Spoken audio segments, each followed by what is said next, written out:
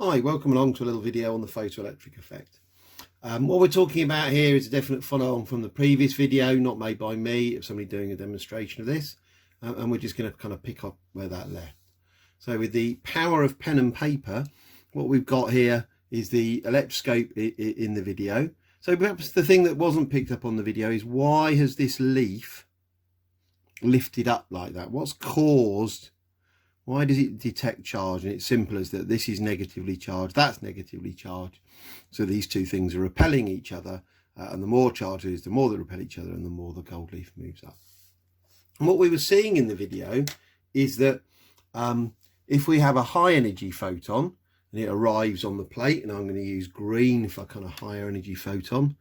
So using this Greek little letter gamma sometimes to represent a photon, that comes along, that high energy photon hits the negative charge, which we know is in the form of an electron, and that has enough energy to remove the electron from the plate, and the plate is discharged. If we have a lower energy photon, it comes along, it hits that electron, but it hasn't got enough energy to remove it from the metal plate, and therefore nothing happens. Now, it's worth just sort of dwelling for a moment on just kind of quite what a big bit of physics this is. We're not talking about an obscure little corner. You've probably heard of Albert Einstein. Albert Einstein in 1 year wrote 3 very important scientific papers. The one you probably heard of is the one on relativity. But in many ways, it's the photoelectric effect that he explained. This is really his maths I'm going to show you to explain the photoelectric effect. That's the one that really changed our lives. The special relativity and the relativity have gotten a bit of an effect. We couldn't use GPS, couldn't make particle accelerators without relativity, but just the kind of phone that I'm using to video this, all the communication technology we use, it all started with Einstein explaining the photoelectric effect and giving us a photon model of light, and really changed the way that we view the world. We need to just reflect on the moment that why was this explanation needed. We have a failure here of the wave model. We cannot explain that demonstration in terms of a wave model of light. So let's just have a quick recap and see why that is. We talked about having a really bright torch, didn't we?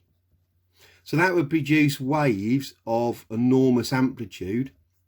If you can imagine going to the seaside, there are sort of 20-foot waves, 6-meter waves crashing on the beach. They're carrying a lot of energy.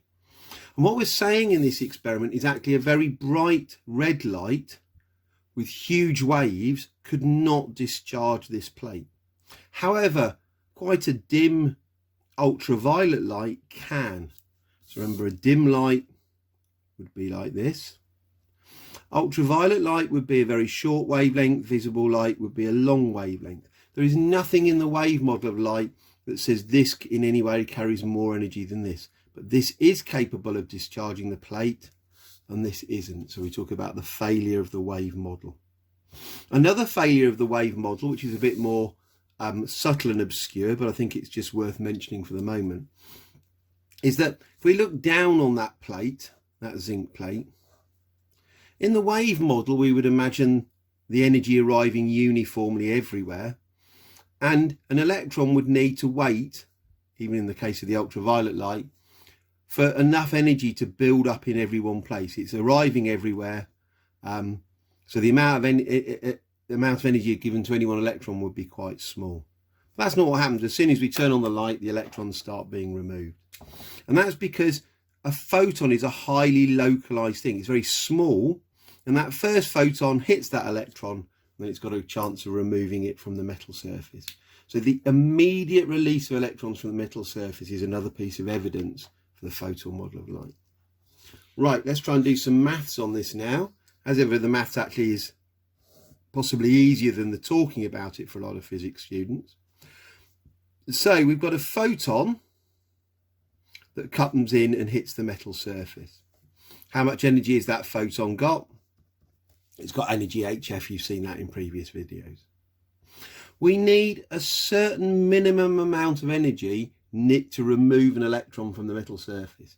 Why do I say minimum? Well, if an electron is kind of really deeply buried in the metal structure, or it's got less kinetic energy, it might take more energy to remove it from the metal surface, where if it's got right on the surface and it's got a bit of kinetic energy, it might be easier to. So this is called the work function. It's a property of the individual metal. So sodium has a lower work function than zinc. And you might, if you're a chemist, be thinking that's because it's a more reactive metal, and that would be right. So the work function is the min energy needed to remove an electron from the metal surface. If the electron is removed, it could be moving, and if it's moving, it will have kinetic energy. So the energy of the photon is either used to remove the electron, or it's used as the kinetic energy of the electron. So this is the max EK of the electron.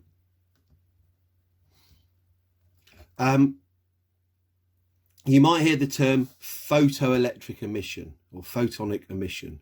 So this is the photonic or photoelectric emission of electrons, and you might hear the term photoelectron. I'm personally not keen on all that kind of extra terminology, but I think you'll see in the book and that they use it, and so I'm just kind of trying to make sure you understand what's going on. So let's have a go applying that equation. We're looking at again this in the future. So let's go back to what we were looking at before. Let's say that lambda equals 500 nanometers, and the work function of this particular metal is 3 times 10 to the minus 19 joules. And I'm going to ask the question, how much kinetic energy, what is the maximum kinetic energy an emitted electron would have?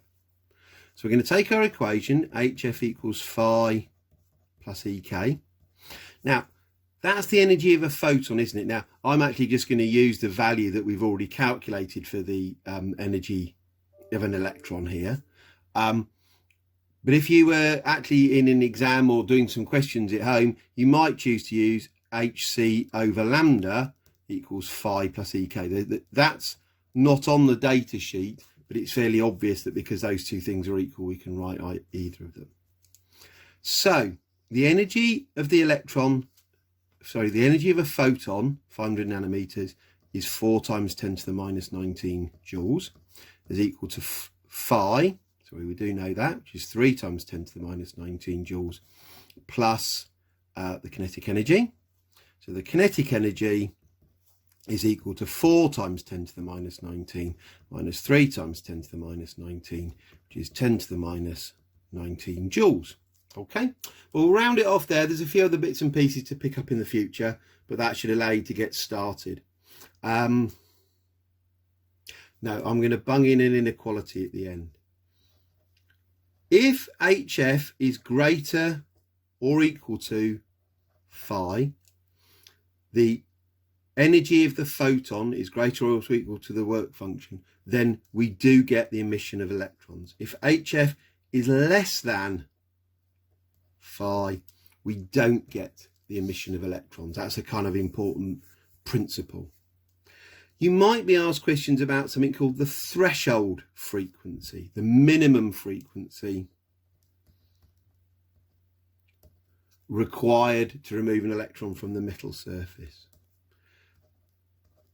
If we're talking about the minimum energy of photon or minimum frequency, then the electrons will be emitted with no kinetic energy.